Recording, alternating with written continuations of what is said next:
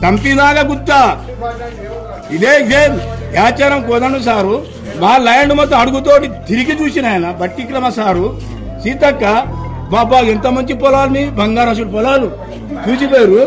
అన్ని తరి పొలాలు, మెట్ట కాదు, రాయి కాదు, రప్ప కాదు. ఒక్క గుంటక పలు విరిగిపోతే రాయి తీసుకొస్తే రాయి లేదు పలు కొట్టేది మాకబ్బా. అట్లాంటి పొలాలు మాకు.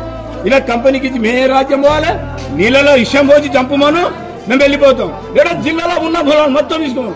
ఒక్క ఊళ్ళోనంట కిలోమీటర్ భూమి అంటే ఇచ్చి పెడతారంట.